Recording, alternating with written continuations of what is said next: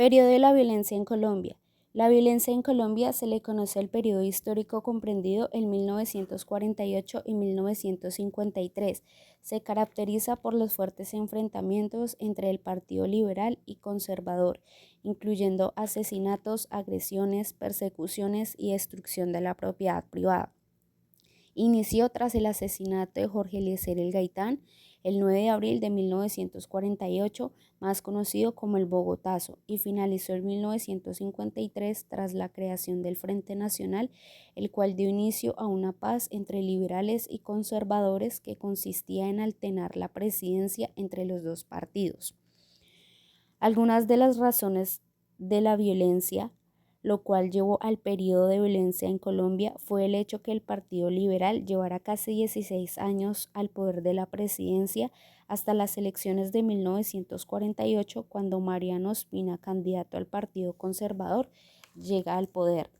Jorge Eliezer El Gaitán era entonces el candidato liberal más poderoso, siendo una amenaza para los conservadores en las próximas elecciones.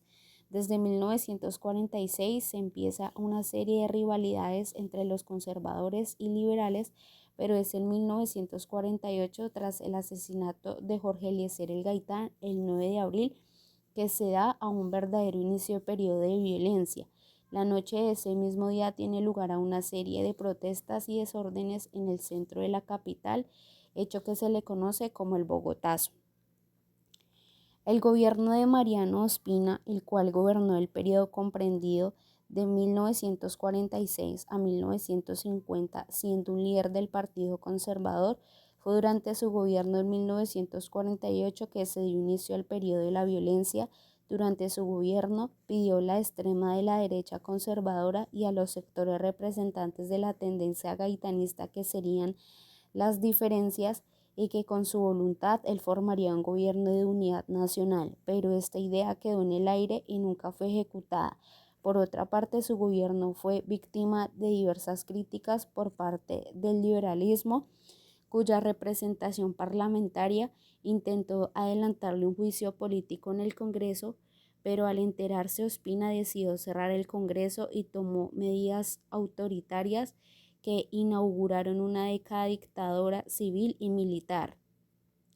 A pesar de todas esas diferencias, el gobierno de Mariano Ospina dejó cosas buenas como la ley de hidrocarburos, la creación de Telecom, la organización de Ecopetrol y las leyes del trabajo.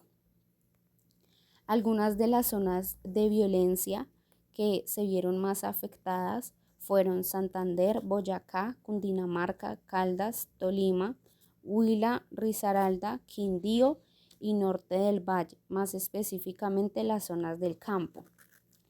Algunos autores influyentes en el periodo de la violencia fueron los policías chulavitas o chulavicos, que eran un grupo armado en Colombia que existió durante los primeros años de la violencia, conformado por campesinos conservadores procedentes de la vereda Chulavita del departamento de Boyacá, reclutados por la policía boyacense con el objetivo de restablecer el orden en Bogotá.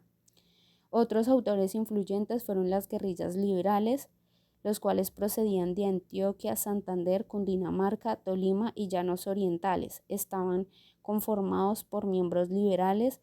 Estos eran denominados como bandoleros y se dedicaban a luchar contra los chulavitas, ya que estos últimos llegaron a su región y empezaron a hacer una serie de destrucciones y asesinatos de forma violenta con todos los habitantes.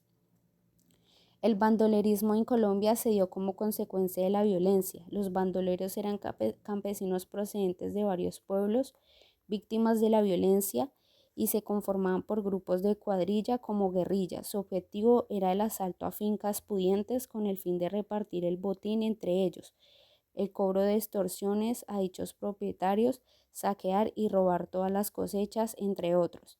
Dichos bandoleros no seguían ninguna ideología, ya que su objetivo era solo causar caos. Situación en el campo.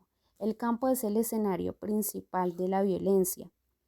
Es allí donde los asesinatos, agresiones, persecuciones y destrucción de la propiedad, entre otros, influyen de manera constante. Esto tiene lugar en esta situación ya que los campesinos son los más afectados debido al desplazamiento forzado. El crecimiento urbano. El crecimiento urbano se dio a los desplazamientos forzosos ocasionados por los grupos armados, que atacaban a los campesinos, los cuales se veían obligados a emigrar del campo a la ciudad. Una consecuencia positiva de estos desplazamientos en masa es el hecho de que brindaron a la industria una gran mano de obra, y es allí donde el país, más específicamente la industria y la agroindustria, se ve obligada a crear técnicas de cultivo más efectivo que permiten un mayor desempeño. Además, el campo se quedaba sin trabajadores debido al desplazamiento forzoso ocasionado por la violencia.